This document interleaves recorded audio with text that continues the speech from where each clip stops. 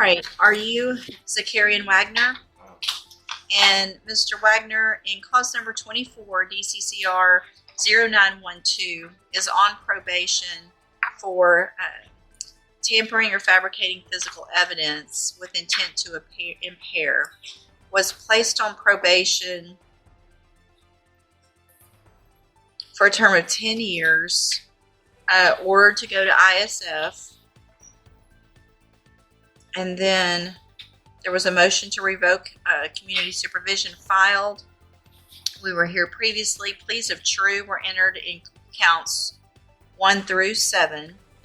Actually, Judge, I know Is that not correct? That's not what my notes reflect. I believe. Let me pull up my actions. Plead not true to 1 and 2. 6 was abandoned. 6 was abandoned, and 2 to the remaining counts. Does the state have evidence with regard to those new? The gate, this is already messy. The pleas are shifting. Counts are being clarified. And the state doesn't even have evidence on some of the new offenses. That's huge. When a probation revocation hearing starts with confusion about what's true and what's not, that tells you this isn't a simple technical slip-up. This is a case balancing paperwork errors against very real violations. And remember, in revocation hearings, the burden of proof is lower than in a criminal trial. The judge doesn't need beyond a reasonable doubt, just a preponderance of the evidence. Offenses? No, Judge.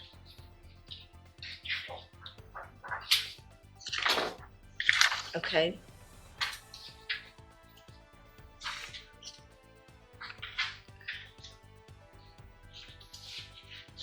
Hold on, let me pull it up.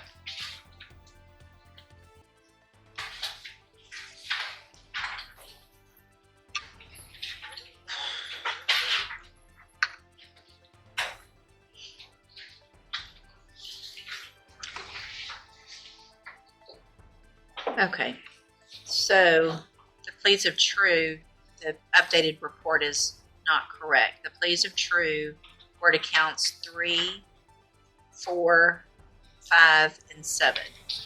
That's correct. Counts 1 and 2 related to Indiana cases, and so the state is unable to have evidence with regard to those. Is that correct? Yes, sir. So the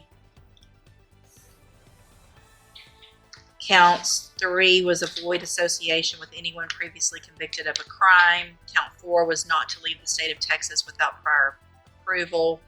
Count 5 failed to report by mail as directed, and count 7 was fees and being behind in fees. Correct?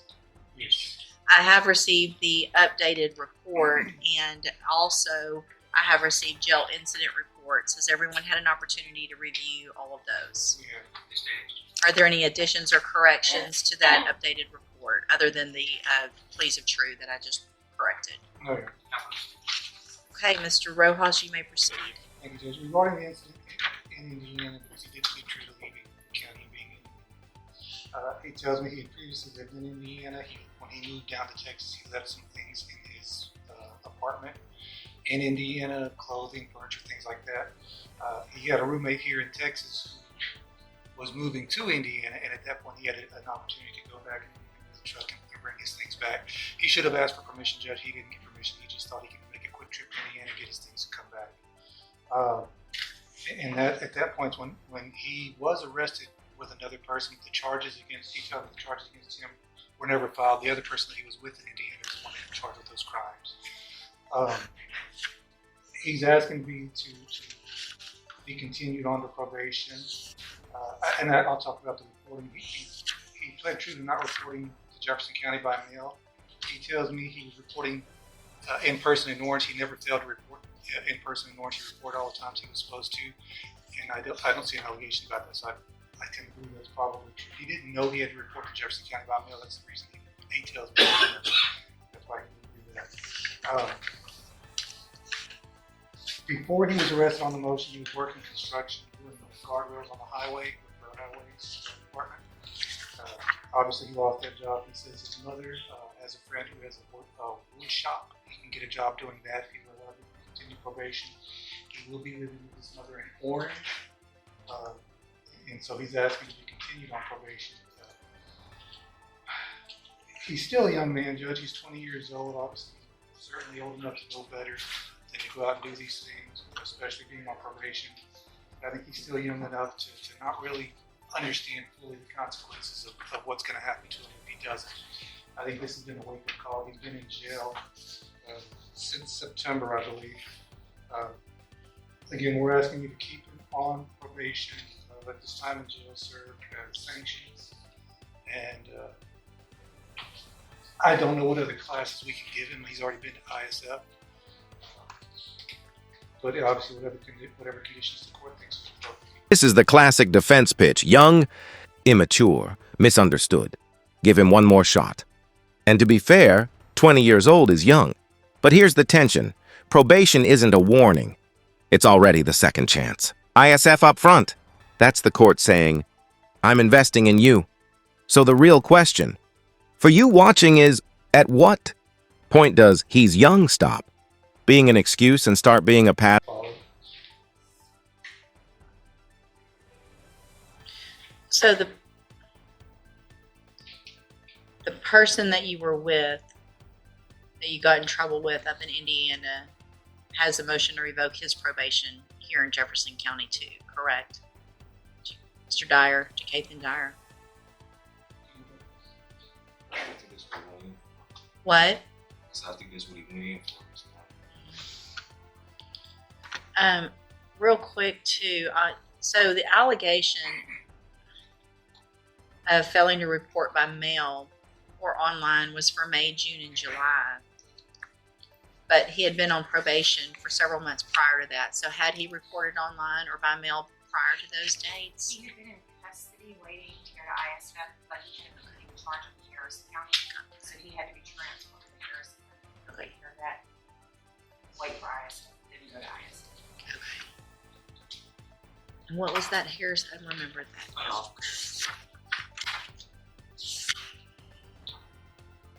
What was the outcome of that case? They dismissed it because of us sending him to ISF. God, just briefly, Judge, the tampering with evidence, offenses, as the defendant played to, is a little misleading in that what he tampered with was the firearms, Judge. When law enforcement encountered this defendant, he had one weapon that they initially discovered, and then when they put him in the back of a patrol unit, the patrol car video captures him essentially while handcuffed, dumping another weapon.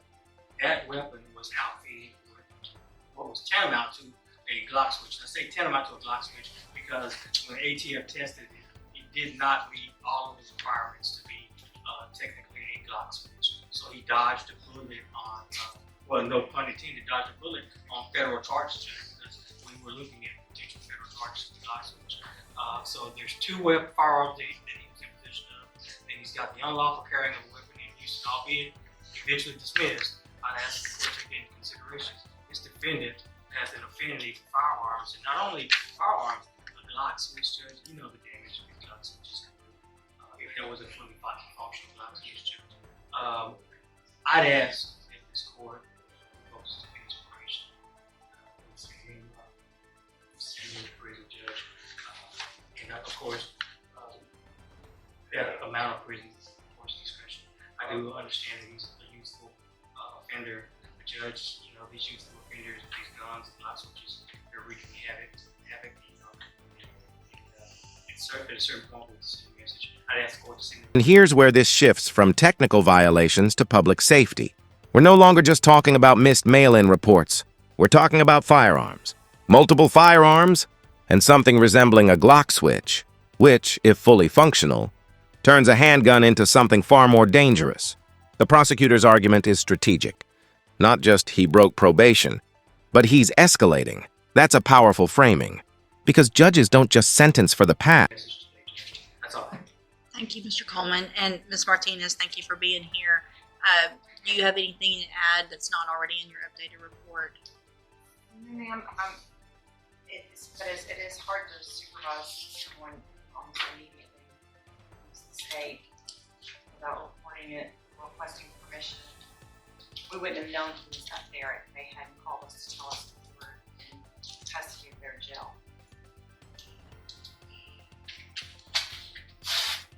I mean, Mr. Wagner, the problem here is that I did with you what I do with a lot of youthful offenders is we give you that opportunity on probation. I send you to ISF up front so that you have the tools to make better decisions so you can be successful in your probation. So I don't have any other tools because I already did that. And your history, so it's not like you just started getting in trouble once you turned 18 or 19. You've been to TJJD. So you were a youthful offender, so much so that they didn't just put you on probation as a juvenile, you ended up going to TJJD.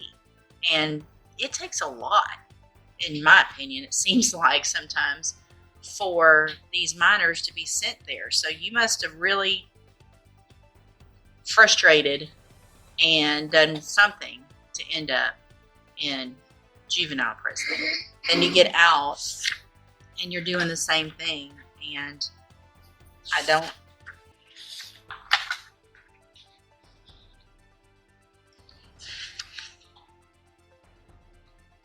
So you went to ISF.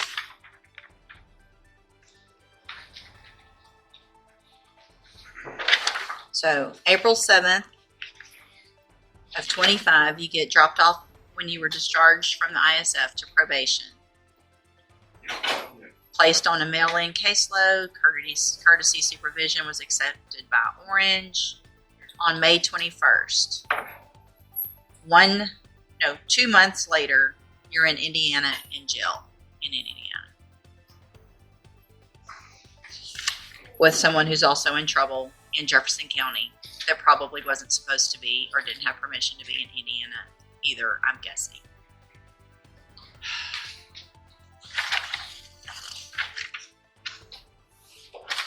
In addition, we have jail incident reports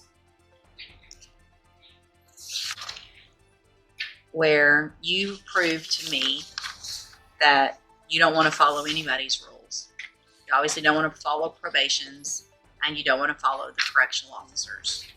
You are calling names.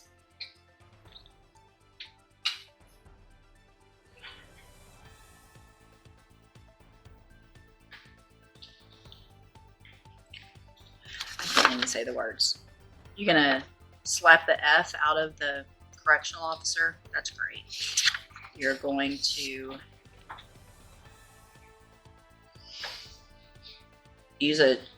everything is just you telling them, I'm going to do this my way. I'm going to shower when I want to shower. I'm going to wear my clothes how I want to wear my clothes.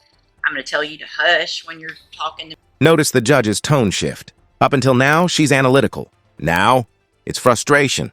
Jail incident reports matter more than people think.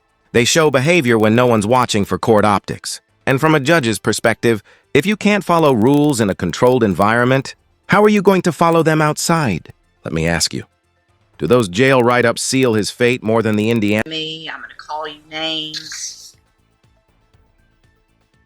Here's one even worse. I'm not going to say these words. Yeah. All right. I'm going to find that you entered your pleas of true to counts 3, 4, 5, and 7 freely and voluntarily. This frustrates me so much, Mr. Wagner, because you've given me no chance when I gave you every chance. You have no choice at this point, in my opinion, because you refuse to follow anybody's directions. And that means our community is not safe if you're in it. I'm going to find those counts true, find sufficient evidence to find you guilty, and at this time find you guilty of tampering or fabricating physical evidence. Sentence you to a term of 6 years in the institutional division. There it is. 6 years. Not the full 10. Not probation reinstated. This is what happens when a judge believes she's run out of tools. And legally, once the court finds the violation's true, she can sentence anywhere within the original range. This wasn't a plea deal, meaning this was entirely at the court's discretion. That's a gamble the defense took and lost. Of the Texas Department of Corrections. You do receive credit on that sentence for any time that you've been in custody that the law gives you the right to receive.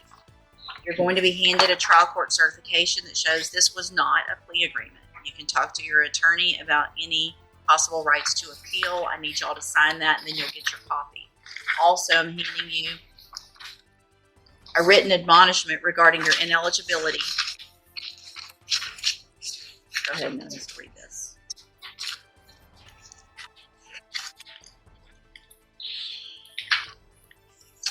I've also handed you a written admonishment regarding your ineligibility to possess a firearm or ammunition.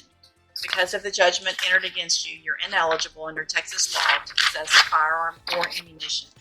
Possession of a firearm or ammunition could lead to charges against you. Firearm is a legal term, and you should read the written admonishment I provide you to see what devices qualify as a firearm. If you have questions about the laws that make you ineligible to possess a firearm or ammunition, or about how long that lasts, you can talk with Mr. Revoked. You guys still young. You can make the best of the time that you've got and get out and Final line is almost philosophical. You can make the best of the time. Or be right back in here. This isn't just punishment. It's a fork-in-the-road moment. He's 20. 6 years means he walks out. Mid-20s. The real question is, does prison interrupt the cycle or reinforce it? Drop your thoughts below. Was 6 years the right call, too harsh, or not enough?